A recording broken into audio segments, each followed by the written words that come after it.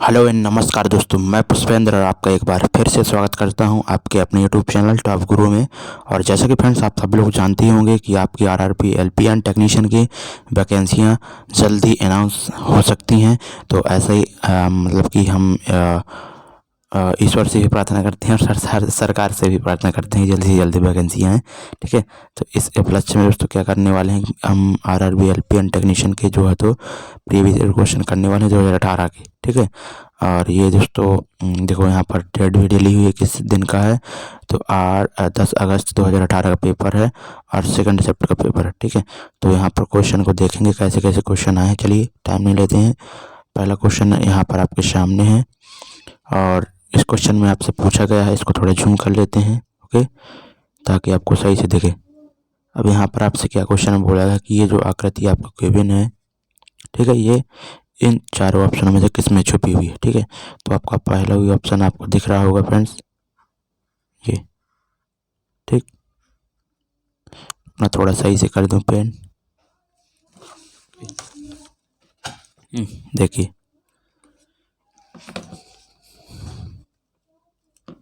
चलिए तो आप बताइए कमेंट करके। चलिए देखो यहाँ पर इसका आंसर क्या हो जाएगी, ये। ठीक है, ये आकृति बन रही है ना। ओके, तो आपका पहला ही सही हो जाएगा। ओके, अगला क्वेश्चन देखते हैं, जल्दी से जल्दी कर रहे हैं क्लास। निम्न दिए गए प्रश्न का विचार करें और निर्णय लें कि प्रश्न का उत्तर देने के लिए निम्नलिखित में से कौन सा कथन पर्याप्त है। ठीक है, लॉजिकल रीजनिंग का क्वेश्चन है। यहाँ पर बोला गया यदि एक्स ने इतिहास भाषा और विज्ञान में औसतन 50 अंक प्राप्त किए, यानी कि एक्स कोई व्यक्ति है, उसने हिस्ट्री, लैंग्वेज और साइंस में औसतन 50 अंक प्राप्त किए, टोटल अंक 150 प्राप्त किए। अब यहाँ पर बोला गया कि तो बताइए कि विज्ञान में कितने अंक उसने प्राप्त किए। ठीक है, साइंस की निकालना है। अब साइंस की कैसे पता चलेंगे हमें, जब दोस्तों हमें जो है तो हिस्ट्री और लैंग्वेज के जो है तो नंबर पता होंगे। देखो यहाँ पर पहला कथन, उसका इतिहास और भाषा में औसतन अंक कितना है, 25 है। तो हिस्ट्री और लैंग्वेज का उसका औसत क्या है, 25 है, तो योग क्या हो जाएगा, 50। तो इसी से हम निकाल सकते हैं। ठीक है, इससे निकालेंगे। हिस्ट्री और लैंग्वेज के मार्क हमें पता है 50 है, तो साइंस के कितने हो जाएंगे, 100 हो जाएंगे। ठीक है, तो पहला आपका कथन पर्याप्त। उसे भाषा में 30 अंक प्राप्त हुए, तो केवल लैंग्वेज में बोला गया 30 अंक प्राप्त हुए, इससे तो नहीं हम निकाल सकते। ठीक है, केवल एक ही वैल्यू से नहीं निकाल सकते, जब आपकी 3 वैल्यू अलग अलग हों और उसमें से आपको एक निकालना हो तो 2 को मालूम होना जरूरी है। ठीक है, तो आपका इससे नहीं होगा। ठीक है, तो आपका पहला केवल सही होगा। तो कथन एक अकेले ही ऊपर के प्रश्न उत्तर देने के लिए पर्याप्त है, परंतु दूसरा अकेले पर्याप्त नहीं है। ठीक है, और ये क्वेश्चन आपका है, न्यूटन द्वारा गणित की निम्नलिखित शाखाओं में से किसका आविष्कार किया गया। ठीक है, तो कैलकुलेशन गणना का जो है तो आविष्कार किया गया था। अगला क्वेश्चन है, गति का पहला समीकरण किसके बीच संबंध दर्शाता है। तो गति का पहला समीकरण फ्रेंड्स क्या होता है आपका, वो v बराबर u प्लस यू। ठीक है, v बराबर क्या होता है, u प्लस ए टी होता है, सभी को पता ही होगा। तो ये दोस्तों समीकरण जो होता है ये किसके बीच संबंध दर्शाता है, आपका वेग और टाइम के बीच में, समय के बीच में। ठीक है, वेग और समय के बीच में जो है तो ये संबंध दर्शाता है। ओके, पहला दूसरा ऑप्शन आपका राइट हो जाए। अगला क्वेश्चन यहाँ पर देखते हैं, डायरेक्शन का क्वेश्चन है। गाड़ी एक्स जो है गाड़ी दक्षिण दिशा में 30 किलोमीटर चलता है। ठीक है, 30 किलोमीटर जो है तो दक्षिण की तरफ चलता है, उसके बाद दाहिने मुड़ता है और 30 किलोमीटर फिर चलता है। ठीक, उसके बाद यहाँ पर बाईं ओर मुड़ता है, 20 किलोमीटर चलता है, बाईं ओर मुड़ता है और 20 चलता है। उसके बाद जो है तो पुनः बाएं मुड़ता है, 30 किलोमीटर चलता है। ये चीज़ हो गई। ठीक, तो एक्स अपने प्रारंभिक स्थान से अब कितनी दूर पर है, तो प्रारंभिक स्थान उसका ये है और अब कितनी दूर हो जाएगा, 20। ठीक, देखिए 30 20 50 आंसर हो जाएगा। ठीक, अगला क्वेश्चन यहाँ पर देखते हैं फ्रेंड्स क्या दिया हुआ है। क्वेश्चन में बोला गया रैखिक समीकरणों x plus 2y minus 8 equal to 0।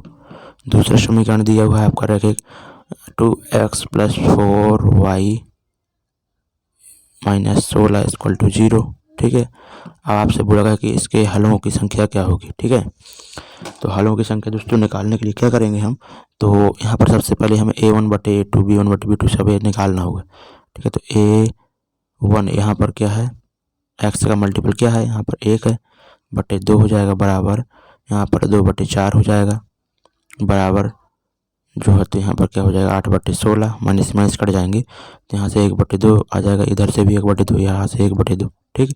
यानी कि दोस्तों यहाँ पर क्या आ रहा है, आपका क्या बन रहा है, 1/A2 बराबर B1/B2 बराबर C1/C2, ठीक है। जब भी इस तरह की कंडीशन फ्रेंड्स आपकी बने तो इसमें क्या हो जाता है, आपके अनंतः अनेक हल हो जाते हैं, ठीक है। अनंतः अनेक हल कब होते हैं, जब लाइनें दोस्तों एक दूसरे को ऊपर चढ़ी हुई हो, एक दूसरे के संपाती होती हैं, ठीक है। तो यहाँ पर ऐसा होता है सिस्टम, एक दूसरे की जब लाइनें संपाती होती हैं तो यहाँ पर कौन सा दोस्तों यहाँ पर हल होता है, अनंतः अनेक हल होता है, ठीक। तो आपका ऑप्शन नंबर पहला राइट हो जाएगा, ठीक है। दूसरी और कंडीशन बता देते हैं, जब दोस्तों लाइनें दोस्तों एक दूसरे से समांतर होती हैं वहाँ पर क्या होता है, कोई हल नहीं होता, ठीक है। जब काटेंगे नहीं एक दूसरे को कोई हल नहीं होगा, तो यहाँ से क्या हो जाएगा, कोई हल नहीं होने के लिए A1/A2 बराबर B1/B2 बराबर नहीं होगा C1/C2 के, ठीक है। ये हो गया। अब दोस्तों जब अद्वितीय हल होता है यानी कि एक ही पॉइंट पर काटेगा, एक ही हल केवल होगा, ठीक है। तो यहाँ पर क्या हो जाता है, A1/A2 बराबर नहीं होगा B1/B2 के, ठीक है। ये होता है, ओके। चलिए उम्मीद करता हूँ समझ गए होंगे सभी, ओके। ये दिए गए संबंधित जोड़ों में दोस्तों आपसे बोला गया है कि यहाँ पर देखो बंच है ये, ओके। ये बंच है, अंगूर के गुच्छा दिए तो इसको बंच बोला है, तो इसको क्या बोलेंगे, भेड़ के झुंड को क्या बोलेंगे दोस्तों, यहाँ पर फ्लॉक बोलेंगे, ठीक है। अगला क्वेश्चन यहाँ पर देखते हैं। देखो इस क्वेश्चन में आपसे क्या बोला गया है कि दलों और उनके द्वारा जीते सीट निम्नलिखित में सूचीबद्ध हैं, ठीक है। क्वेश्चन में आपसे बोला गया दिए गए आंकड़ों के आधार पर चुने गए उम्मीदवारों की कुल संख्या, ठीक है। तो कुल उम्मीदवारों की कुल संख्या आपको बताना है, ओके। तो कुल उम्मीदवारों की संख्या बताने के दोस्तों इन सभी का आपको योग करना पड़ेगा, ठीक है। अब जब आप योग करेंगे तो 534 आ जाएगा, ओके।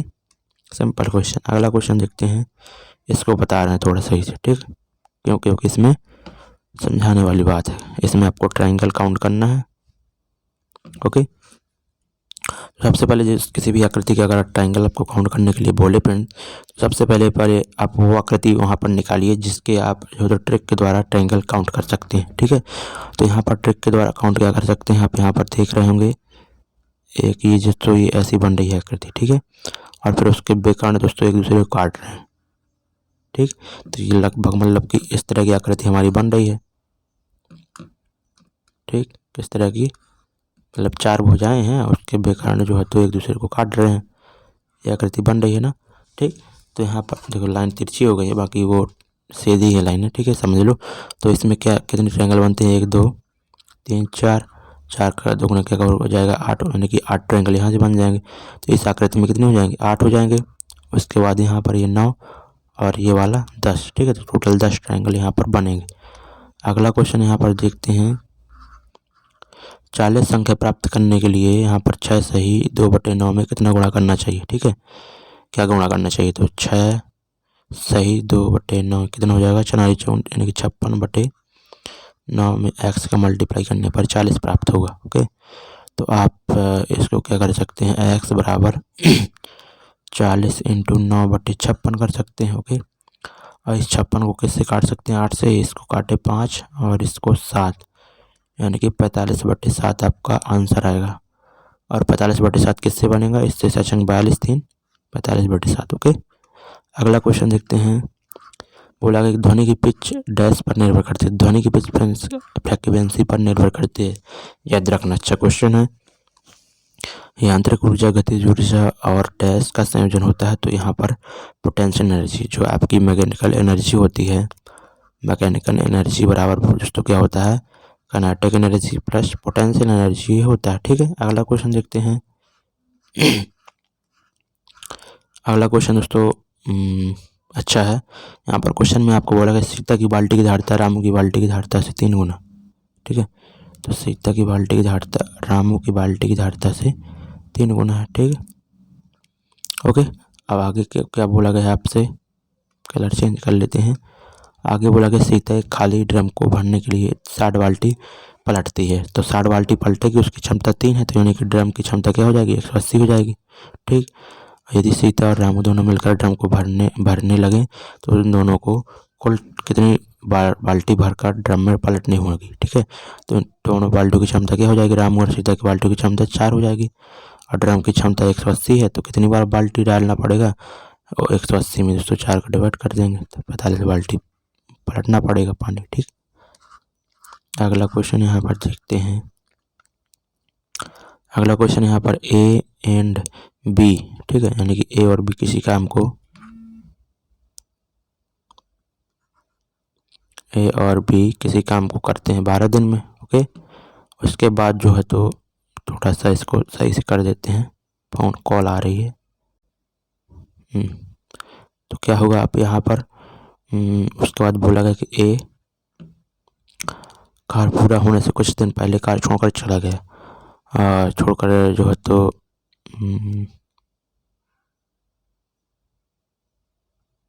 ठीक, आगे क्या हो जाएगा फ्रेंड्स, देखो जो है तो कार को पूरा करने में 16 दिन लगे। एक काम पूरा होने से कुछ दिन पहले छोड़कर चला गया, ये किसी कार को 21 दिन में पूरा कर सकता है। ठीक,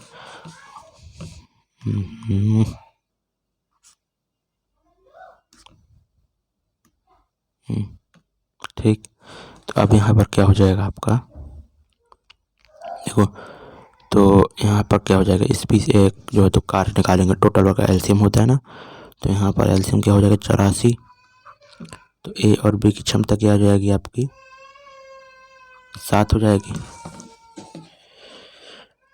ठीक है, उसके बाद आपका क्या हो जाएगा फ्रेंड्स, देखिए ए की क्षमता क्या हो जाएगी 1:84 यानी कि 4। ठीक, तो यहाँ पर ए की क्षमता 4 आ गई, तो बी की क्षमता क्या हो जाएगी 3 हो जाएगी।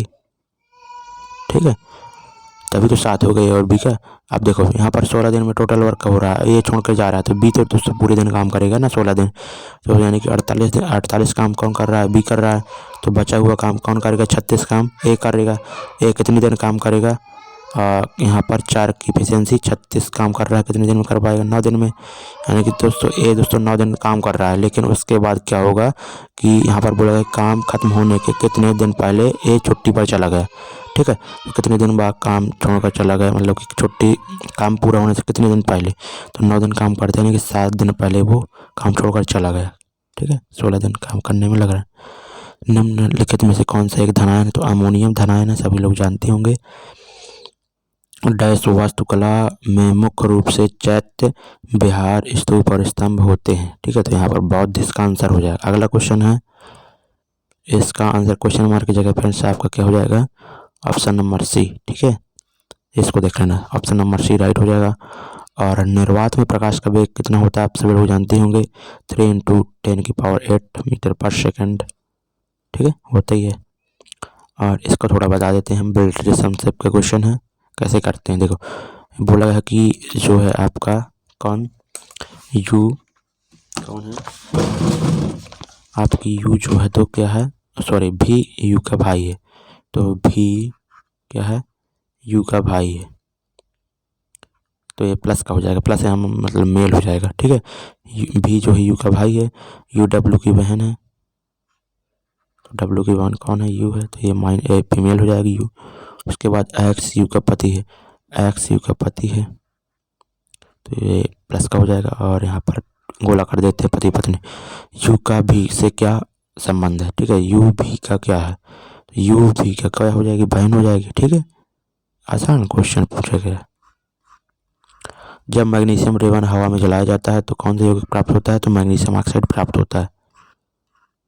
अब इसमें जो है तो मिरर इमेज पूछा गया है। ठीक है, यहाँ पर ये दर्पण लगा है, तो सिंपल सी बात है। देखो अब जब ये समझ, इस एरो को समझिए, जब एरो का यहाँ पर ये मिरर लगा है तो वो कैसे बनेगा, ऐसे कुछ बनेगा, ऐसे ये नीचे की ओर एरो होगा, और ऐसा केवल एक ही ऑप्शन में है, ऑप्शन नंबर सी में। ठीक, अगला क्वेश्चन देखते हैं।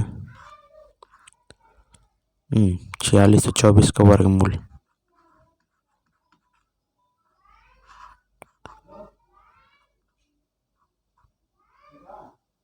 ठीक, इसका वर्गमूल निकालने के लिए सबसे पहले आपको यहाँ पर यूनिट 4 है ना, तो वर्गमूल निकालेंगे तो क्या क्या आ सकता है, तो आपका 2 हो सकता है या फिर क्या हो सकता है आपका 8 हो सकता है। ठीक, ओके। अब यहाँ पर 46 को देखिए, 46 किसके किसके वर्ग के बीच में आता है वो लिख लीजिए। तो 6 के वर्ग के बीच में आता है 36 होता है, और 7 के वर्ग के बीच में आता है यानी कि 49 होता है। ठीक है, इन दोनों के बीच में आता है 46।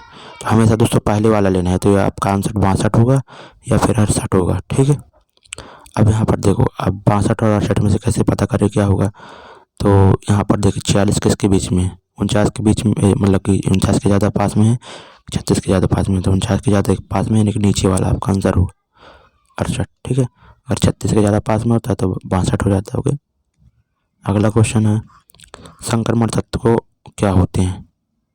संक्रमण तत्व के बारे में दोस्तों क्या होता है, आवर्त सारणी आपने सभी लोगों ने जानी होगी। वो यहाँ पर पहला जो होता है प्री ब्लॉक होता है, ये 2 समूह जो होते हैं, ठीक है, वो प्री ब्लॉक के होते हैं। उसके बाद यहाँ पर डी ब्लॉक होता है, ठीक है, और यहाँ पर पी ब्लॉक होता है, यहाँ के जो तत्व होते हैं। ठीक है, और नीचे एफ ब्लॉक होता है। तो यहाँ पर दोस्तों क्या हो जाएगा, इसका आंसर हुआ तत्व जिनके 2 सबसे बाहरी शेष सेल जो तो अधूरे होते हैं वो क्या कहलाते हैं, संक्रमण तत्व। ओके, अगला क्वेश्चन है यहाँ पर, सूर्य रमा की तुलना में 3 गुना तेजी से काम करता है, यानी कि दोस्तों एफिशिएंसी क्षमता उनकी दी हुई है। सूर्य और रमा की क्षमता क्या दी हुई है, 3:1। ओके, तो यहाँ पर बोला गया कि किसी काम को पूरा करने में समय द्वारा लिए जाने वाले दिनों की तुलना में 40 दिन कम लगते हैं। तो सबसे पहले यहाँ पर टाइम का रेशियो क्या हो जाएगा, क्षमता का रेशियो ये हो गया, और जो आपका वर्क क्या है कांस्टेंट है, सेम वर्क दोनों कर रहे हैं, तो टाइम दोस्तों क्या लगेगा, इनका इनवर्स लगेगा 1:3।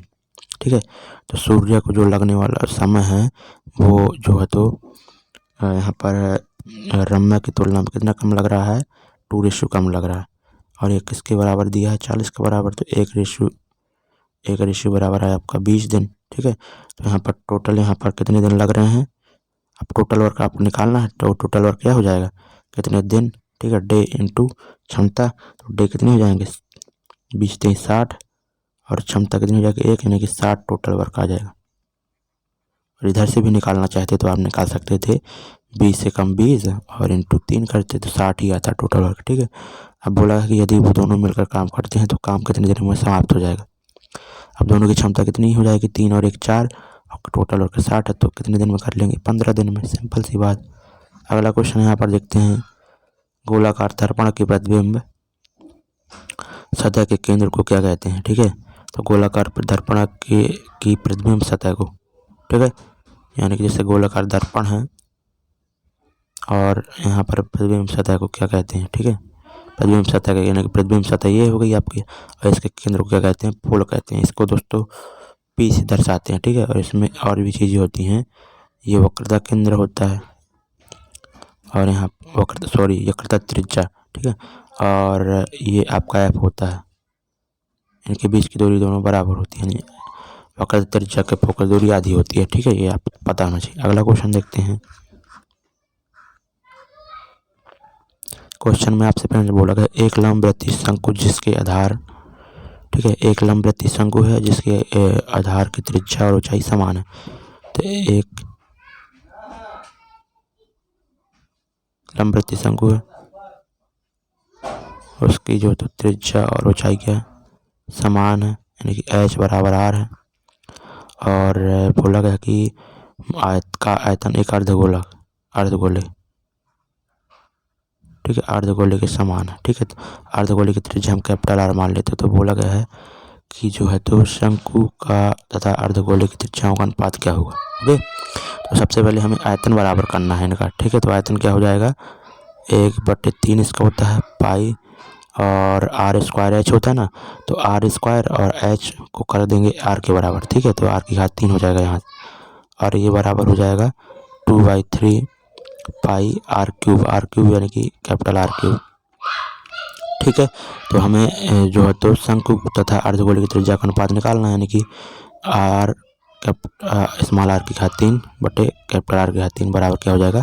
अब ये पाई से पाई काट सकते हैं आप यहीं पर, और इधर 2/3 बचेगा और बाकी ये हो जाएगा, तो 3 से 3 कट जाएगा, तो यहाँ पर 2/1 यानी कि जब स्मॉल आर बटे कैपिटल आर जब निकालेंगे तो ये आपका आंसर आ जाएगा। ठीक है, तो आपका ऑप्शन नंबर तीसरा। ठीक, अगला क्वेश्चन देखते हैं। लालू और पालू की आयु का अनुपात यहाँ पर दिया हुआ है 1:3। ठीक है, लालू और पालू 1:2 है, और 7 वर्ष बाद यानी +7 करना है दोनों में। इनकी उम्र क्या हो जाती है, अनुपात क्या हो जाता है 3:5। तो यहाँ पर लड़ाई कंसेप्ट से करेंगे, तो 3 दूनी 6 और -5 बराबर क्या हो जाएगा आपका। यहाँ पर एक बार ऐसे करना, तो 7 × 35 और -7 × 3 = 21। ओके, तो 1 रेशियो बराबर आपका हो जाएगा 14। तो बोला कि बड़े व्यक्ति की आयु क्या हो जाएगी, तो बेस रेशियो हमने ये माना था, तो 14 दूनी 28। ठीक है, यहाँ पर इसका आंसर क्या होगा, सिंपल सी बात है कि यहाँ पर 14 में मतलब कि n में 2 घटाएंगे l आ जाएगा, l में 2 घटाएंगे तो j आ जाएगा, j में 2 घटाएंगे तो h आ जाएगा, h में जब 2 घटाएंगे तो f आ जाएगा। ओके, अगला क्वेश्चन यहाँ पर बोला गया है कि सभी बाज चील हैं, तो सभी जो बाज हैं वो किसके अंदर आ जाएगा, सभी बाज चील के अंदर आ जाएंगे। ओके, उसके बाद क्या बोला गया है कि कुछ बाज पक्षी हैं, ये तो निष्कर्ष है ना, सभी चील पक्षी हैं, सभी चील किसके अंदर आ जाएंगे, ये भी पक्षी के अंदर आ जाएंगे। सभी चील क्या हैं, पक्षी हैं। अब निष्कर्ष पढ़िए, कुछ पक्षी बाज हैं। ठीक है, कुछ पक्षी बाज, तो पक्षी के ये वाला भाग बाज के अंदर ही तो आ रहा, तो ये तो सही हो जाएगा। कुछ बाज पक्षी हैं, ये भी सही हो जाएगा। ठीक है, कुछ बाज भी पक्षी हैं। ठीक है, चलो अगला क्वेश्चन देखते हैं। ये करंट अफेयर्स का क्वेश्चन है, इसको नहीं देखते। ठीक है, अब इस क्वेश्चन मार्क की जगह दोस्तों हमें यहाँ पर देखना कि हमारी कौन सी आकृति आएगी। ठीक है, तो सबसे पहले इनको एलिमिनेट करना सीखिए आप। ओके, एलिमिनेट देखो, अब यहाँ पर जो सर्कल बनेगा ना, तो ये पूरा सर्कल ऐसे आएगा। ओके, सर्कल आएगा मतलब पूरा ऐसे ही सर्कल पूरा बनेगा ये वाला, तो 2 लाइन होगी ना कि 1 लाइन होगी, दूसरा कट कर सकते हैं। ओके, और इसमें क्या गलती है फ्रेंड्स, देखो इसमें क्या गलती, ये चीज़ नहीं आएगी। ओके, ये चीज़ इसमें क्या नहीं होगी, नहीं आएगी, तो ये भी गलत हो जाएगा। अब अगले ऑप्शन देखते हैं। देखो इसमें केवल 1 ही लाइन आई थी, बाकी यहाँ पर 2 आना चाहिए था। आपका ऑप्शन नंबर चौथा हो जाएगा। और इसमें क्या किया है, सॉरी, चलिए देखते हैं कौन से क्वेश्चन में पहुंच गए हैं हम लोग।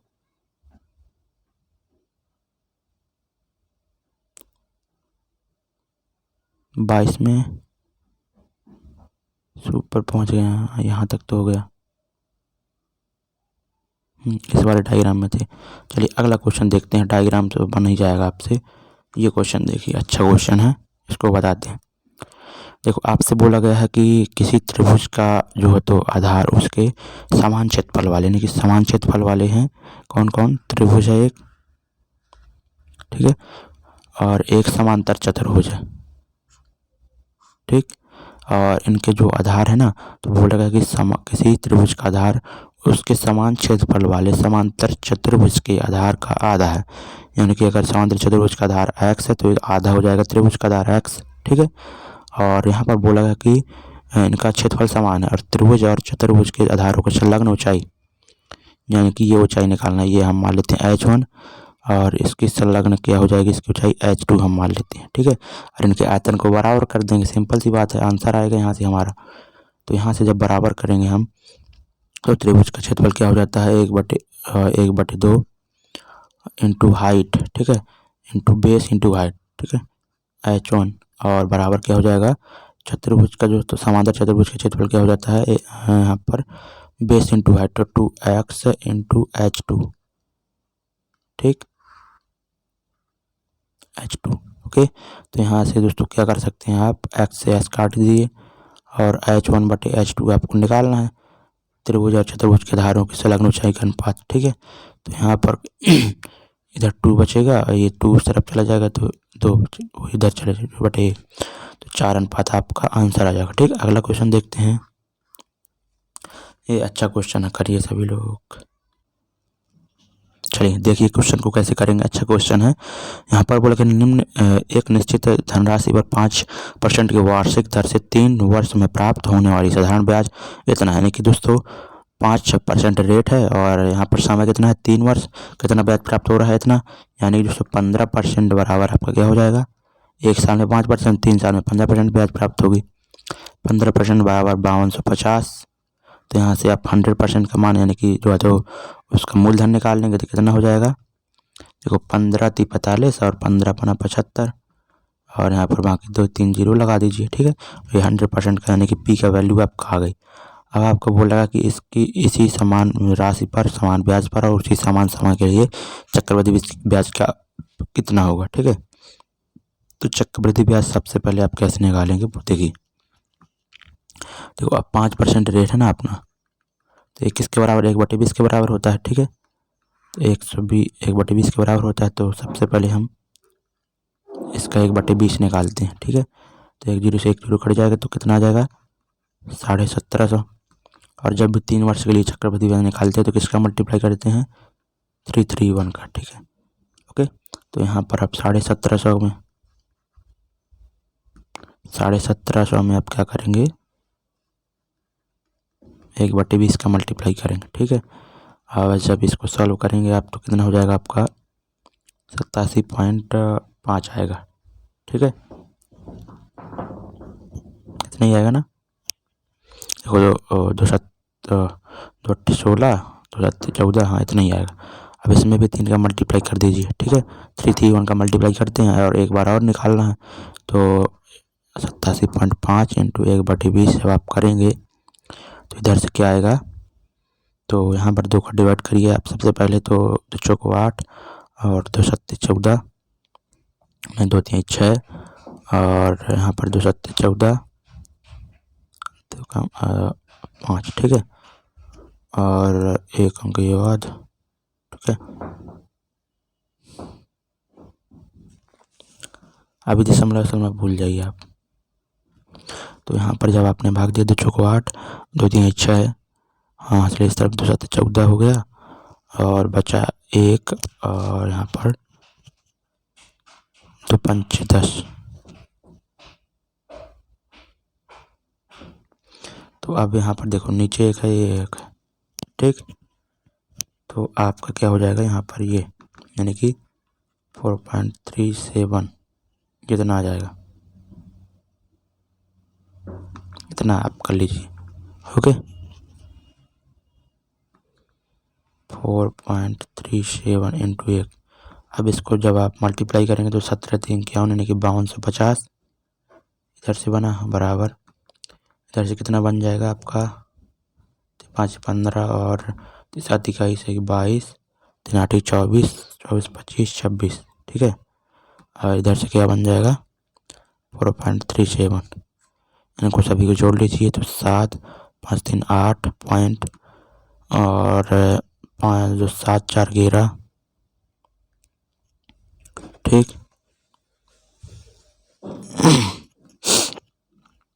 और यहाँ पर देखेंगे क्या हो जाएगा आगे, 6 2 8 एक कहीं पर गलती की क्या, यहाँ पर ये पहला अंक और जुड़ेगा ना तो 4 2 6 होगा और इधर से 6 5 11 हो जाएगा और 2 2 4 1 5 हो जाएगा, 5 हो जाएगा तो 5516.87 यानी कि 88 इसके पास आ गया। ठीक है, बहुत अच्छा क्वेश्चन है, टाइम लगना ही लगना है। यहाँ पर आपसे क्या बोला गया है कि यदि भुजा 1 इकाई हो, ठीक है, यानी कि किसी अगर भुजा 1 इकाई हो तो वर्ग का क्षेत्रफल उसकी भुजा के बराबर होता है। ठीक है, यानी कि दोस्तों वह हमेशा ही होगा। ठीक है, पहला दूसरा ऑप्शन सही हो जाएगा, यानी कि अगर भुजा 1 इकाई हो तो वर्ग भी, तो भुजा का क्षेत्रफल भी जो 1 इकाई होता है। ठीक है, अब यहाँ पर आपसे क्वेश्चन में बोला गया है एक वर्गाकार खेत का क्षेत्रफल कितना है, ये दिया हुआ है। प्रत्येक भुजा की लंबाई क्या होगी? तो सिंपल सी बात है, 14 हो जाएगी।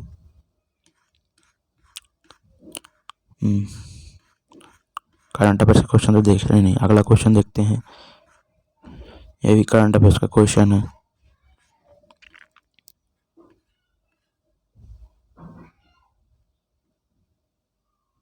ये भी करंट अफेयर्स का क्वेश्चन है।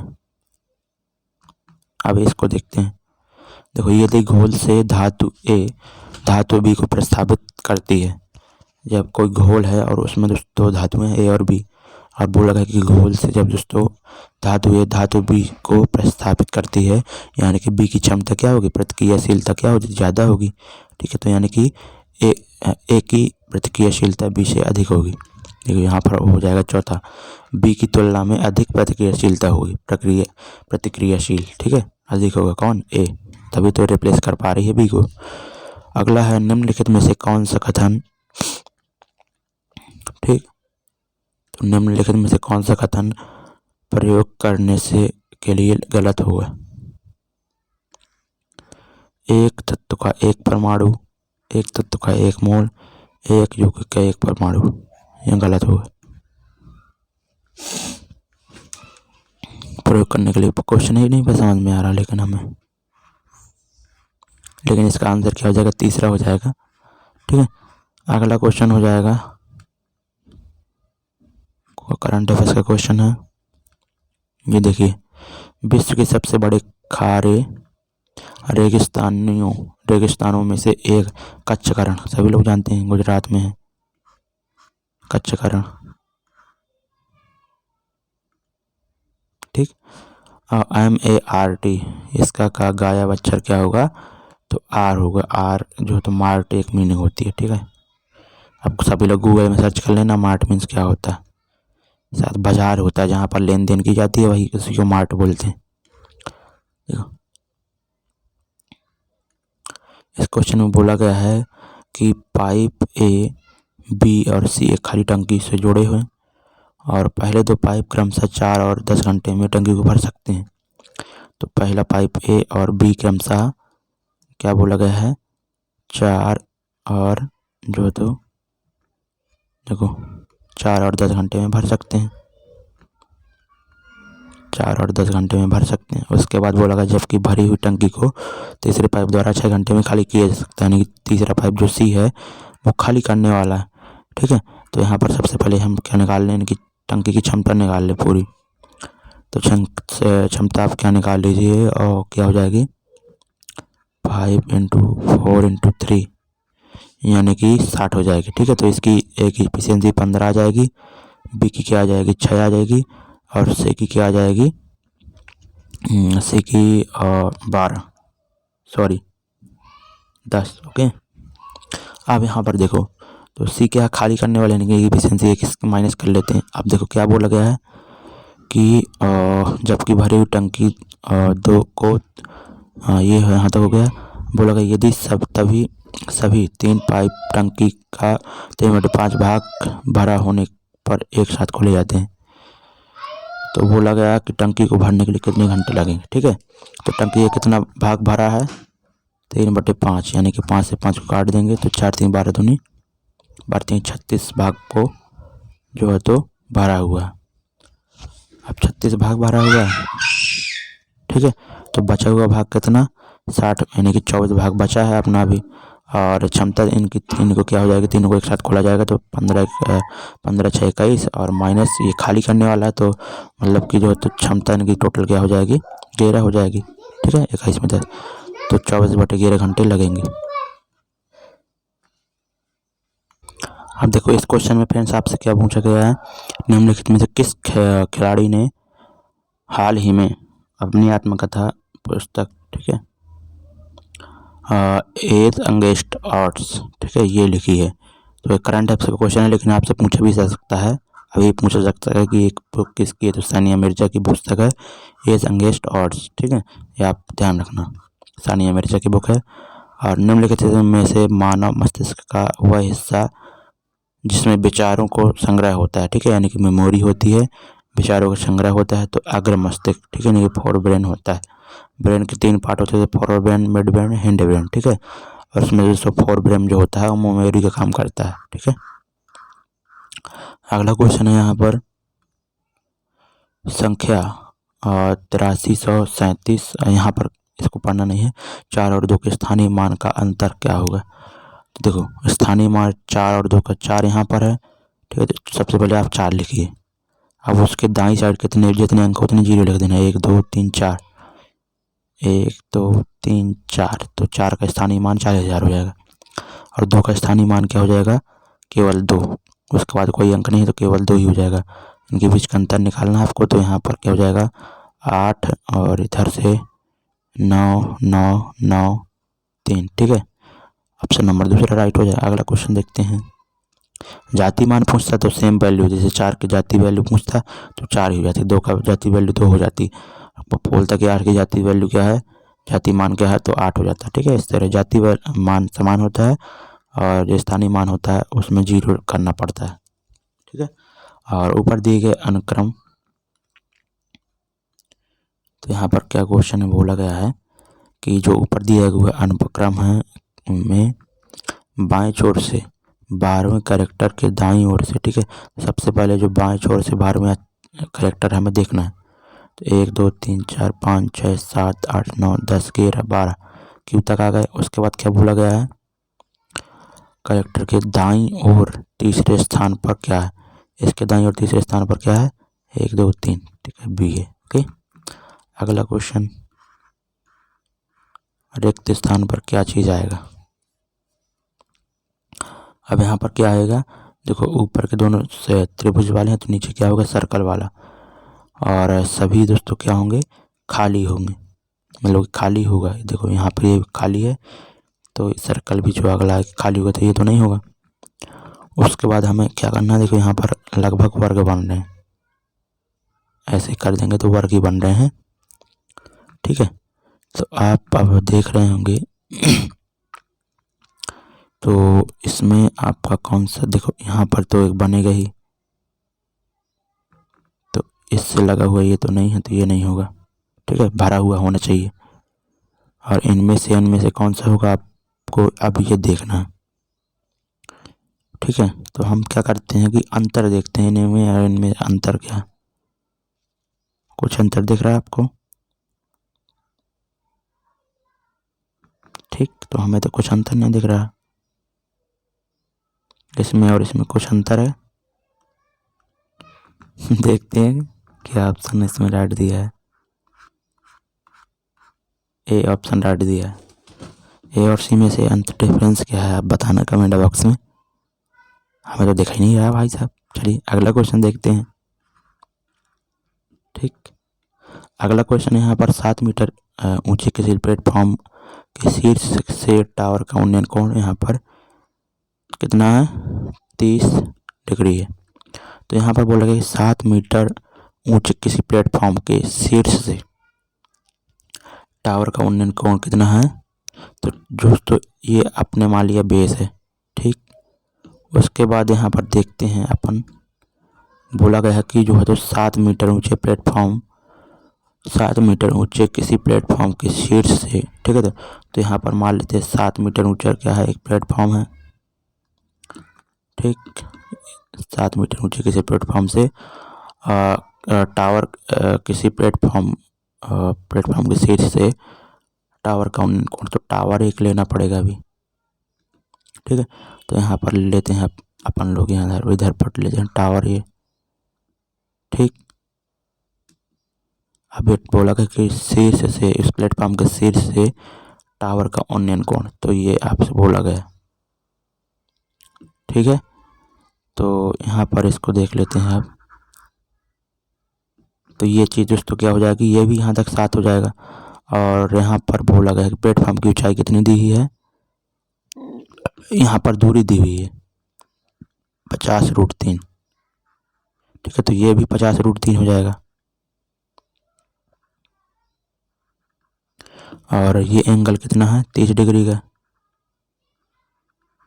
तो ये एंगल कितने हो जाएगा 60 डिग्री का। अब 60 डिग्री के सामने 50√3 है, तो 30 डिग्री के सामने क्या हो जाएगा, देखो ये क्या होता है, 30 डिग्री के सामने भुजा 1 होती है, अनुपात बता रहा हूँ। और ये 90 डिग्री हो गया आपका, तो इसके सामने जो है तो भुजा हो जाती है वो 2 हो जाती है। 60 डिग्री के सामने √3 हो जाती है। ठीक है, तो यानी कि दोस्तों इसके सामने क्या हो जाएगा, 30 के सामने √3 बराबर 50√3 है। ठीक है, तो यहाँ पर 1 बराबर क्या हो जाएगा, 50 हो जाएगा। ये 50 हो जाएगा, ये 7 हो जाएगा। टावर की लंबाई कितनी हो जाएगी, 57 हो जाएगी। ठीक है, 57। अगला क्वेश्चन यहाँ पर देखते हैं, क्वेश्चन मार्क की जगह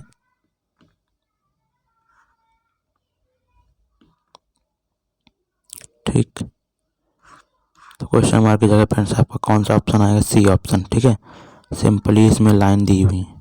ओके, अगला क्वेश्चन है, एक मिश्र धातु किसका उदाहरण है। तो एक मिश्र धातु दोस्तों किसका जो है तो उदाहरण होता है, सॉलिड विलयन का। ठीक है, धातुएं मतलब कि आमतौर पर ठोस ही होती हैं, और मिश्र धातु दो से अधिक धातुओं का मिश्रण होता है, तो सॉलिड सॉल्यूशन हो जाएगा, ठोस विलयन। ठीक है, अगला क्वेश्चन देखो, अब आपसे यहाँ पर a बराबर इतना दिया हो, तो a बराबर यहाँ पर क्या हो जाएगा आपका -10, और b बराबर आपका क्या हो जाएगा, ये भी -10। ठीक है, ओके, तो आपका a और b का मान पूछा, तो a और b का मान क्या हो जाएगा, 100 हो जाएगा। सिंपल सी बात, माइनस नहीं होगा, क्यों, क्योंकि माइनस माइनस का मल्टीप्लाई होगा तो प्लस हो जाएगा। अगला क्वेश्चन यहाँ पर जो बोर्ड मास से सबको सॉल्व करना है। अगला क्वेश्चन यहाँ पर इसको सब सॉल्व करेंगे, सबसे पहले ब्रैकेट के अंदर वाले सॉल्व करना है हमें। इसको सॉल्व करेंगे पहले, तो यहाँ पर 9 हो जाएगा, और यहाँ पर इसको पूरा मतलब इसका पूरा सोल्यूशन 3 आ गया। अब 3 को इसमें सब का को सॉल्व करेंगे अब। ठीक है, ओके, तो 3 इंटू कितना हो जाएगा, यहाँ पर -4 यानी कि -12 हो जाएगा, और यहाँ पर -3 यानी कि 15 हो जाएगा। ठीक है, कहीं कोई गलती, और 15 डिवाइड बाई गलती की है ना अपन ने। देखो एक बार और देख लेते हैं। देखो यहाँ पर क्या हो जाएगा, सबसे पहले कोष्टक के अंदर आप सॉल्व करिए। ठीक है, सबसे पहले इसको अंदर का सॉल्व करेंगे, तो यहाँ पर 9 हो जाएगा, और 9 को डिवाइड करेंगे तो 3 हो जाएगा। ठीक है, तो इसका वैल्यू क्या आ जाएगा आपका 3, और इंटू का ये नहीं समझ में आ रहा, यहाँ पर देख ही लेते हैं, ऊपर ऑफ दिया क्या दिया। ओके ओके ओके ओके, आपको कुछ दिखा, आंसर क्यों नहीं आ रहा हमारा, हिंदी में कुछ और है, इंग्लिश में कुछ और है। अब यहाँ से देखो, इसको सॉल्व करेंगे अपन लोग, आएगा आंसर। ओके, तो इसको जब हमने क्या किया, ये सॉल्व किया, तो यहाँ पर 3 आ रहा था, और ये 3 इंटू 3 -3 माइनस का 9 हो जाएगा, और माइनस का और जो है तो माइनस का 9 और माइनस का 4 माइनस का 13 हो जाएगा, और 13 × 78 वो भी माइनस का। सिंपल सा। अगला देखो, यहाँ पर किया रहा कि H2 + O2 + Cl2 = क्या हो जा रहा है, 2HCl। ठीक है, प्लस O2 अपक्रिया में H2O2 किसके रूप में कार्य करता है, तो एक अपचायक के रूप में काम कर रहा है। कौन, H2O2। Okay, air reducing agent के रूप में। अगला क्वेश्चन, वर्ग रेखा से वैसे ही संबंधित है। ठीक है, वर्ग रेखा से वैसे संबंधित जैसे घन किससे है, वर्ग से। वर्ग रेखा से वैसे संबंधित है जैसे घन वर्ग से, स्क्वायर से। ओके, मतलब कि रेखाओं से मिलकर क्या बनता है, रेखाओं से मिलकर क्या बनता है, वर्ग बनता है, और वर्ग से ही मिलकर क्या बनता है, घन बनता है। सिंपल सी बात।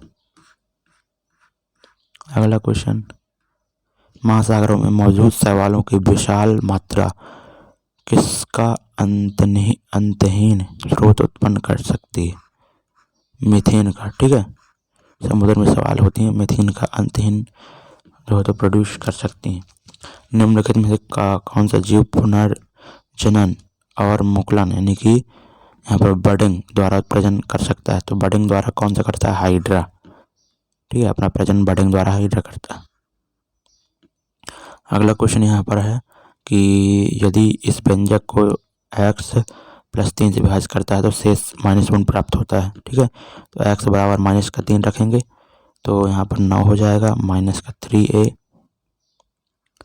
प्लस का b बराबर -1। ठीक है, तो यहाँ पर क्या हो जाएगा आपका -3a plus b equal to -10। समीकरण ये पहला मान लीजिए। ठीक है, उसके बाद फ्रेंड्स अगला देखते हैं अपन जो। तो अगला क्या बोल रहा है, यहाँ पर 3 रखेंगे, x बराबर रिमाइंडर कितना बच रहा है 39।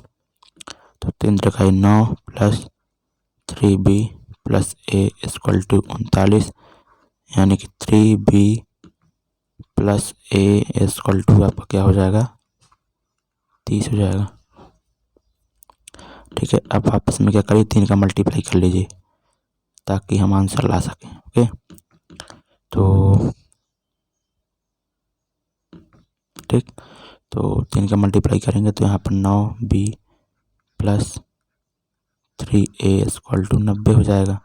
अब इन दोनों को आप छोड़ दीजिए। ठीक है, जोड़ देंगे तो इसका ये कट जाएगा और 10b बराबर आपका क्या हो जाएगा 80, यानी कि b बराबर आपका 8 आ गया। तो b का मान 8 आ गया, तो a का मान यहाँ से निकाल लीजिए। तो -3a इक्वल टू -18, तो a बराबर आपका 6। a और b के योग क्या हो जाएगा 14 हो जाएगा। अगला क्वेश्चन देखते हैं।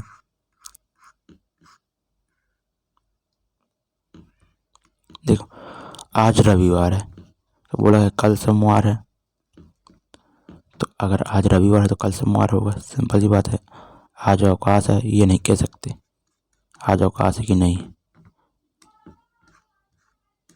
तो केवल ऑप्शन एक तर्क संगत है। ओके, ये क्वेश्चन करंट अफेयर्स का है। अगला है, देखो अब इसको क्या बोला गया है आपसे कि ऐसा सेट जो किसी समूह से संबंध नहीं रखता हुआ है।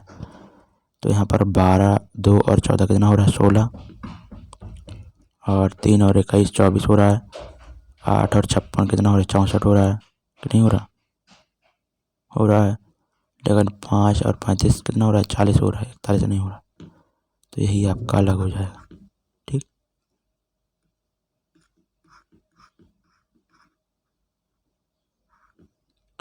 अब इसको आप सभी लोग सॉल्व करेंगे तो देखो सबसे पहले यहाँ पर 12 आ जाएगा, मल्टीप्लाई कोष्टक के अंदर को सॉल्व कर लीजिए तो यहाँ पर 4 और यहाँ पर भी 12 आ जाएगा, डिवाइड बाई 3, 12×48। ओके, अगला निम्नलिखित में से कौन सा एक बॉर्डर लाइन तत्व नहीं है? Border line. ठीक है, तो इसका आंसर क्या हो जाएगा विस्मित जो है तो बॉर्डर लाइन तत्व नहीं है। बाकी बोरान, पोलोनियम और ऑप्शन में दिया हुआ है सिलिकॉन, ये बॉर्डर लाइन तत्व है। ठीक है, ठीक है, इस क्वेश्चन में क्या बोला गया है,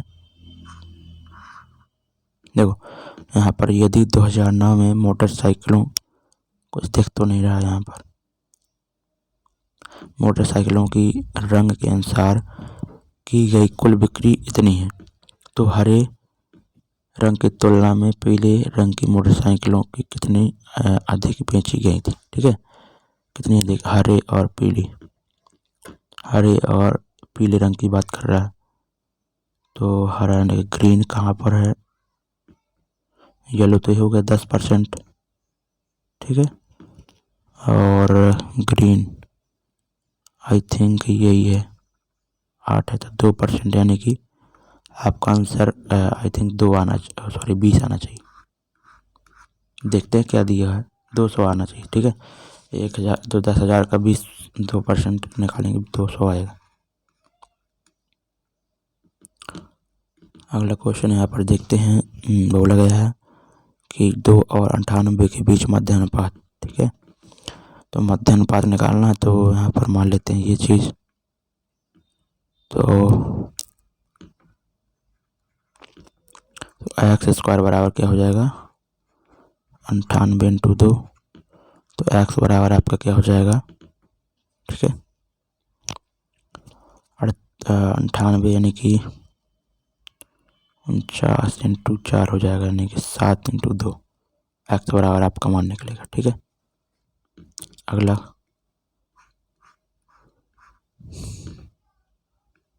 देखो, बोला कि धोनी एक अच्छा बल्लेबाज है। बल्लेबाज होशियार होते हैं, सभी होशियार लोग बल्लेबाज हैं, ये तो गलत है। जो बल्लेबाज होते हैं वो होशियार होते हैं, बाकी सभी होशियार बल्लेबाज हैं ये तो नहीं कह सकते ना।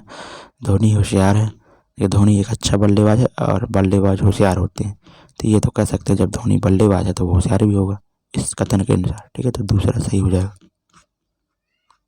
अगला देखते हैं, यौन प्रजनन में माता और पिता का योगदान होता है अपने जीन्स का आधा हिस्सा। ठीक है, और जो मदर एंड फादर के जीन्स होते हैं, मदर के क्या होते हैं एक्स होते हैं, फादर के XY होते हैं। ठीक है, तो बच्चे के पैदा करने वाले की कौन सा उसका लिंग होगा, तो जीन्स का आधा हिस्सा जो है तो तय करते हैं आधा आधा।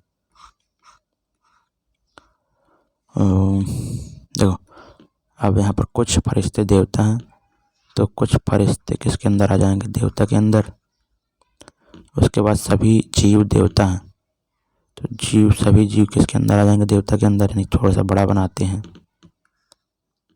फरिश्ता का हो जाएगा, ये उसका हो जाएगा देवता का, और ये जीव का हो जाएगा। ठीक, कुछ फरिश्ते किसके अंदर हैं, देवता के अंदर, और जो सभी जीव हैं देवता हैं।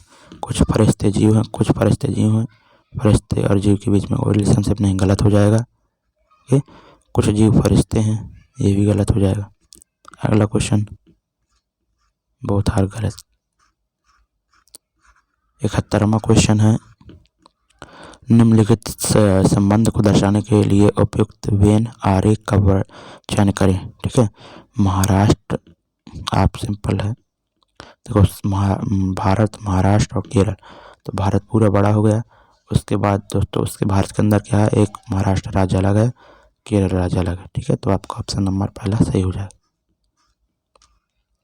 इस क्वेश्चन में आपको दिया है कि जर्मन सिल्वर की किसी मिश्रित धातु में तांबे और जिंक, ठीक है, तो जो है तो तांबा और जिंक यहाँ पर दिया हुआ है, कॉपर और जिंक जो अनुपात है 17:7 है, जबकि निकल से जस्ते का अनुपात क्या है, यानी कि 4:3। ठीक है, यानी कि जिंक और आपका निकल, ठीक है, जिंक और निकल का अनुपात क्या हो जाएगा, 3:4 हो जाएगा।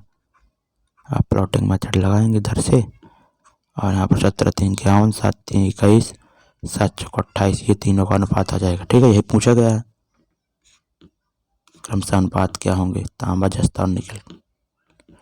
अगला क्वेश्चन देखते हैं, निम्नलिखित में से कौन सा वैज्ञानिक ने दो आवेशित कणों के बीच आकर्षण प्रतिकर्षण के बल को नियंत्रित करने वाला नियम तो चार्ल्स कूलॉम्ब ने दिया था। ओके, अब बोला गया है 8 बजे घड़ी की दो सुइयों के बीच बने कोण का मान क्या होगा।